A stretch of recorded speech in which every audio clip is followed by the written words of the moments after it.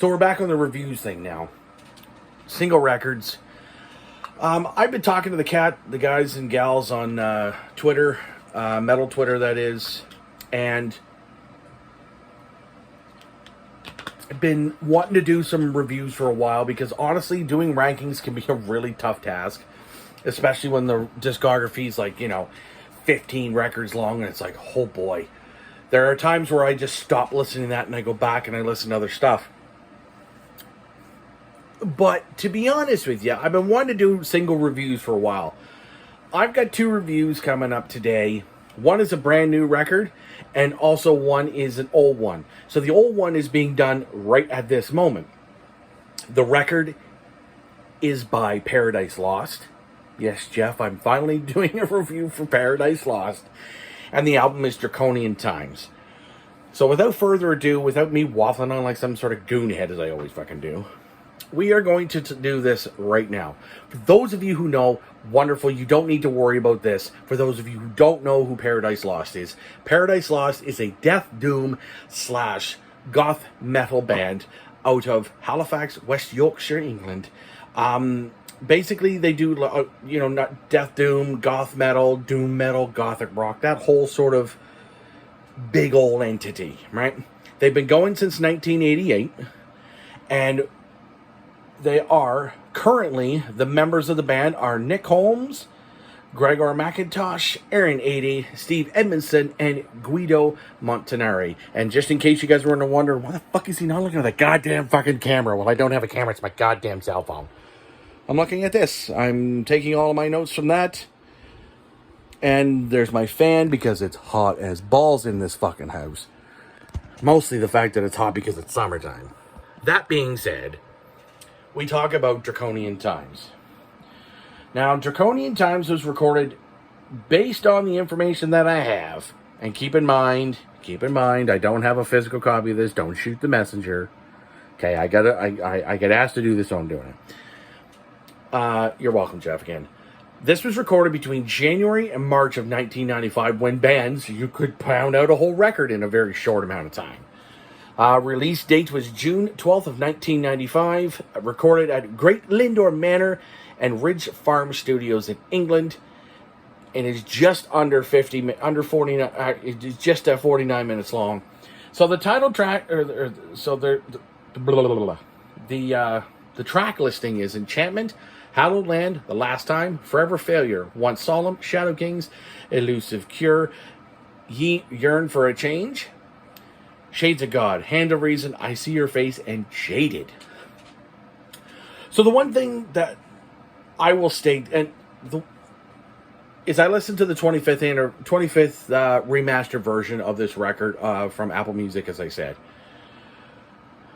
With this band, you really do hear a lot of the gothic metal side of things with this. It's very prevalent on this record. When I listened to it, it all sounded like one great big long song, because it's got a lot of the same sort of patterns and feels in it, in terms of there's some chuggy riffs on here, there's some slower tunes on here, there's some big atmospheric stuff. In most cases, when I do reviews or rankings like this, and I almost want to skip tracks, I didn't skip anything on this. I actually went back when the record was done. I just put it on shuffle and just let it play. I will say, for instance, if this is like some of their best stuff. Now, some people will say Iconic or Gothic is their bigger records, which is very possible. I haven't listened to them. Although I am interested to hear the death doom side of things, because that's the genre I like. I'm not a big goth metal guy or gothic rock at all. What I'll say, though, is there's a chunky tone to the riffs. There's some chugging in there as well.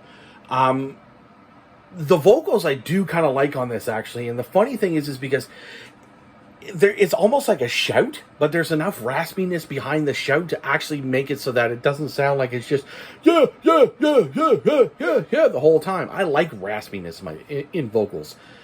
Clean vocals are good, but there has to be a little bit of a rasp, unless you're oh god, what's his name from Candlemass? He was on Epicus, Doomicus, Metallicus, and he also, I can't remember if he's the same guy for Bewitched, but Bewitched is a different thing, right? Like, that's, you are bewitched. There's voice inflection on it. With Nick Holmes, there's not a whole lot of reflection in some of these songs that I've listened to. And it's not a bad thing by any stretch. What I'll say, though, about this record is it's mixed very fucking well. It's recorded very fucking well. And I think the thing about some of these albums is, like, you get back in the 60s, the 70s, the 80s, and the 90s, and you listen to some of them like, Jesus, this doesn't sound good now. Like, it almost sounds horrible. You know what I mean? Like, it almost sounds fucking unlistenable. This record being done and recorded in such a short amount of time between January and March, and put out in the middle of, pretty much the middle of 1995. I was 14, by the way, just in case you're wondering how old I am. It sounds fucking amazing. Like, it doesn't sound like it's dated at all. And very professional having a drink in the middle of this, right? I'm going to change. That's getting changed. Essentially, I think with Paradise Lost, I think this is going to give me more of an urge or a want to listen to more records by these guys. I'm probably going to go back and listen to Gothic and Iconic probably within the next few weeks. I have a kind of a sort of a swath of reviews I have to do. But based on this here, I really, really like this, to be honest. I would give this a 3.5 out of 5. And to be honest with you, I mean, most people are like, well, we can't give it a 5 out of 5. I don't give out very many 5 out of 5s. Unless it's straight up, it's very deserving of it. Which is kind of funny, because my next review that's coming is pretty close to a 5 out of 5. That being said, if you're going to get into Paradise Lost and you want to sort of start that whole process, I would say start with Draconian Times and then move on to the rest of the discography. To be honest with you, this is a fantastic record. The sound is there. The riffs are there. The drums are there. I didn't hear much of the bass, but I presume that the bass was sort of mixed as a low end of the guitars, based on what I heard. And of course, there's other instruments in there too that has sort of like this atmospheric kind of thing, because it's a whole goth sort of thing. So yeah, thank you very much for watching this, guys. I hope don't forget to like and subscribe if you want to check out more. I do have another review coming up very shortly. It's going to be pretty much filmed after this, and then I'm going to be uploading both one at a time. So I hope you guys can all take a journey with me on as I do these reviews, and I have about another 3, 6, 9, 11. I have another 11 on the list. 11 on the list, and I have one more that I just added today. And that's going to be getting done right about now. So I hope to see you in the comments. Cheers, guys.